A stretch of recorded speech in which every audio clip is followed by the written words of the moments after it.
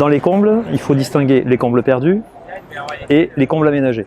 Si vous avez des problématiques, des difficultés, des problèmes d'isolation existants, il faut distinguer selon que c'est occupé ou c'est pas occupé.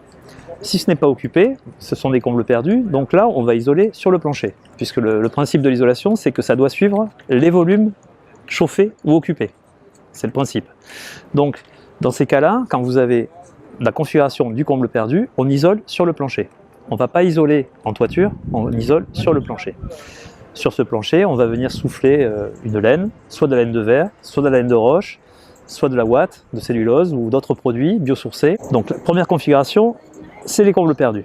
Si vous avez des appartements qui sont sous les toits, dans une copropriété, et qu'on a des difficultés donc au niveau de l'occupation, parce que soit c'est trop froid l'hiver, soit c'est trop chaud l'été, c'est qu'il y a un problème dans le produit. Donc là, il va falloir vérifier sur place, in situ, quelle est l'épaisseur dont on dispose entre, en général, le placo-plâtre et la tuile. Bien souvent, on n'a que l'épaisseur du chevron. L'épaisseur du chevron, c'est à peu près 6 cm, donc vous avez 6 cm d'isolant en place. Ces 6 cm là, aujourd'hui, ils ont encore un pouvoir isolant, mais ils ne répondent plus aux normes actuelles.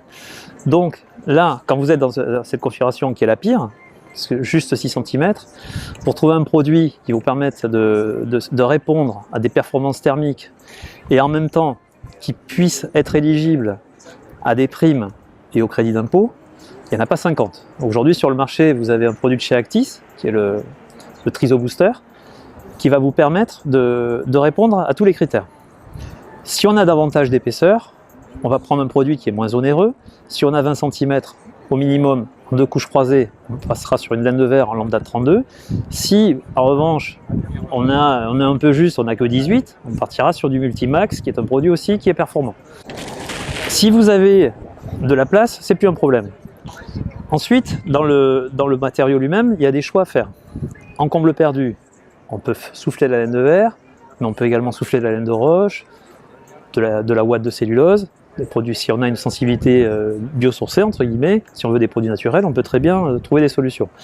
La laine de roche, elle a un intérêt quand même du point de vue feu, puisque c'est un produit ignifuge.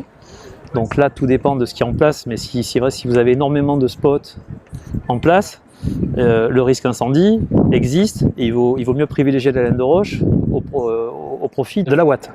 Parce que la ouate de cellulose, comprenez bien que c'est un peu plus compliqué par rapport au risque feu.